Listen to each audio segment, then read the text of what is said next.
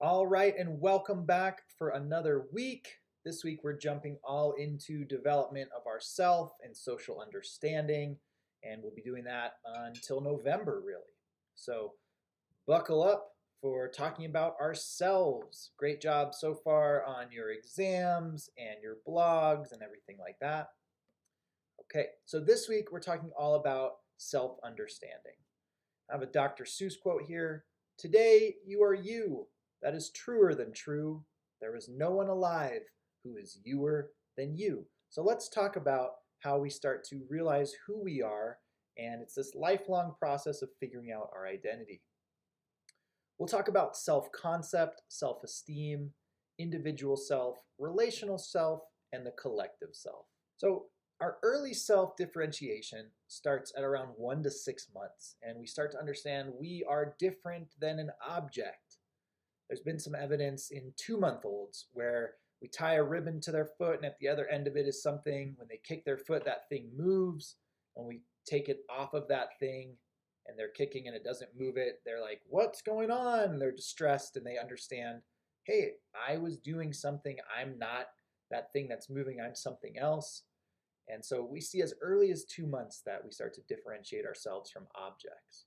We visually recognize ourselves as familiar at around 4 to 5 months. Something that I would try and remember, that we visually recognize ourselves around 4 to 5 months.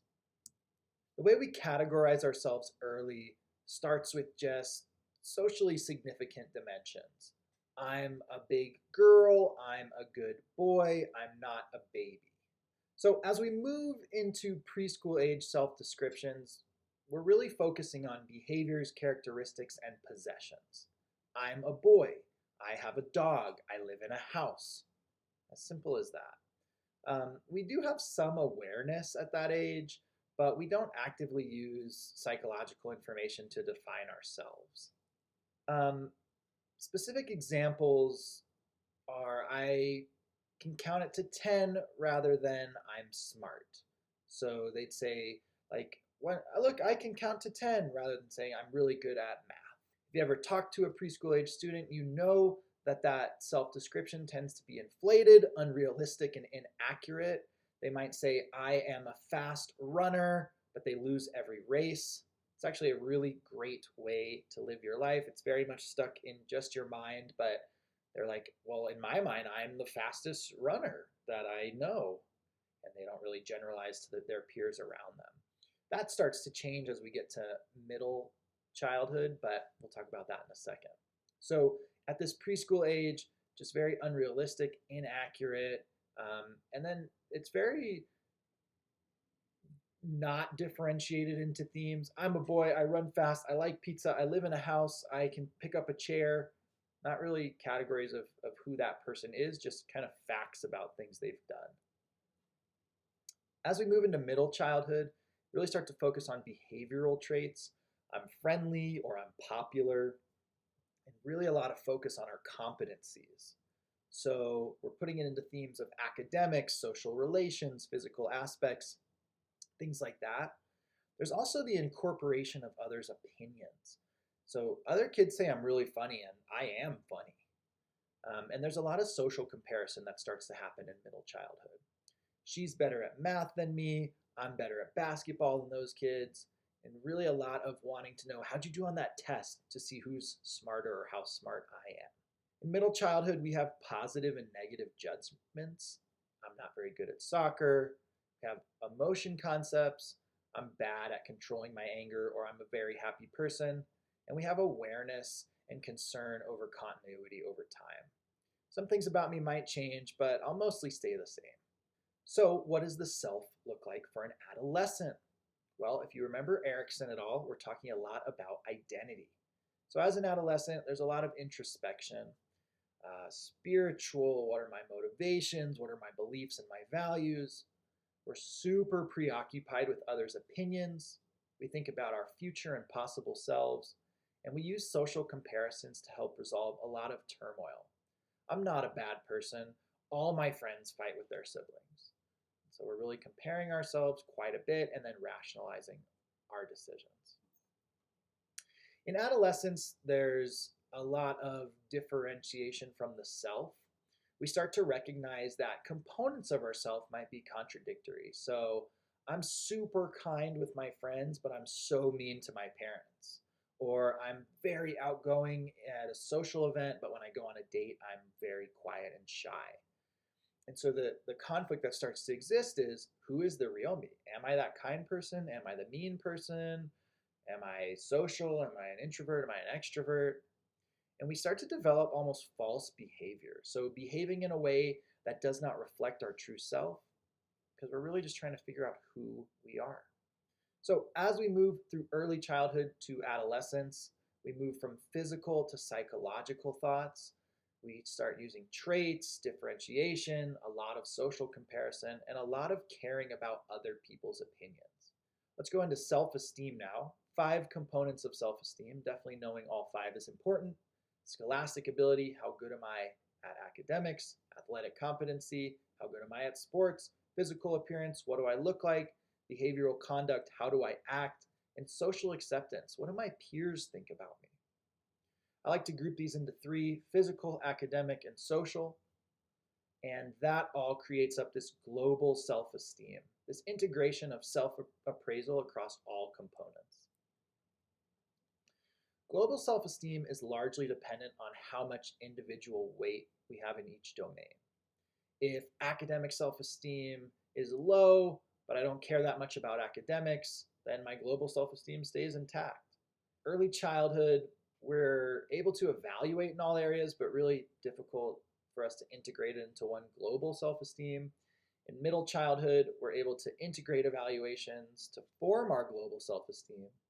And in adolescence, we start to add some new domains to our global self-esteem. Friendships, romantic appeal, job competency, and some things that really are supportive in that are supportive friends and successfully influencing friends. Those really help with our self-esteem. So let's talk about the characteristics and stability of self-esteem over time. In early childhood, we have the highest self-esteem. Everything is great. We are the best person. We really only think about ourselves and it's awesome. Normally that's a little bit inflated, or it's a reflection of what we want to be. But then we move into middle childhood and we start to see our self-esteem decline. Throughout elementary school, we see a gradual decline. What happens with that is we're starting to get actually graded. We're starting to compare ourselves to our peers and see we're not as good as we thought we once were.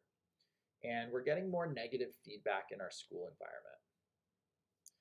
Normally, we don't just continue to develop self-esteem. It does eventually turn around, but we do see a decline from the high it was in early childhood.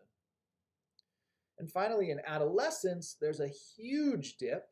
We start to see that because of puberty, increased responsibility and expectations, big school transitions, and really how much stock we put in the importance of our peer groups. As far as stability, it's the lowest in childhood and early adolescence. It becomes relatively stable across late adolescence and early adulthood, and then it starts to gradually increase into young adulthood. Let's talk a little about why self-esteem is important. So high self-esteem generally leads to lower depression, less behavioral problems, better mental and physical well-being, and job success.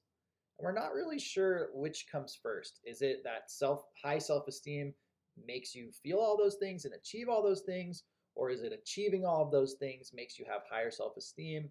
We're not 100% sure. It's a little bit of both, but it boils down to being confident in yourself and your abilities to start to raise your mental health and how you're feeling.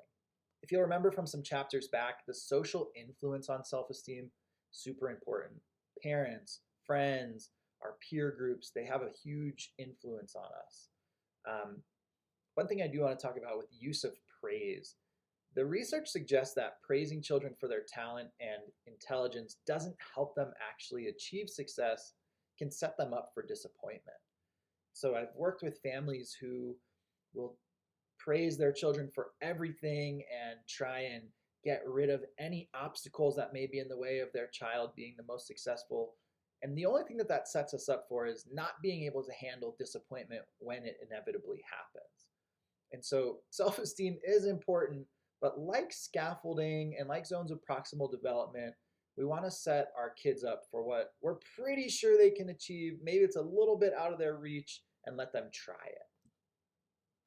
I always like to talk about a growth mindset versus a fixed mindset.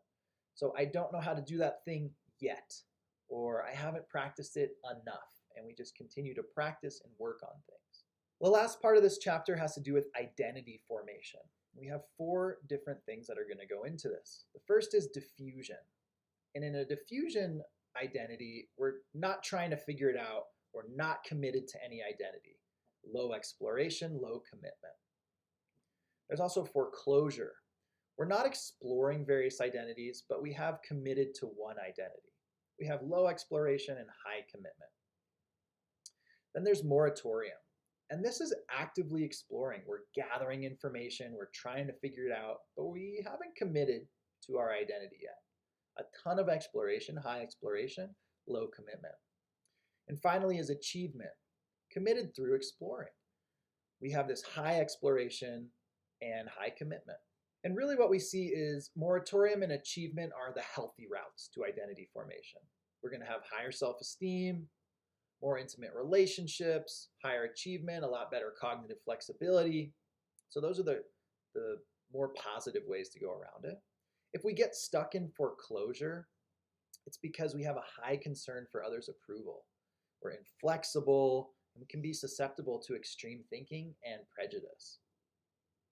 And if we get stuck in diffusion for too long, there's a ton of problems there too. Low self-esteem, feelings of hopelessness, susceptible to peer pressure. Last little piece of identity formation is just ethnic identity. And this is the recognition of being part of a particular race or ethnic group.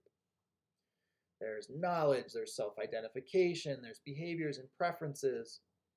And it starts as young as infancy. We're looking at faces of our own race. Then in preschool, we start to get this global understanding of culture.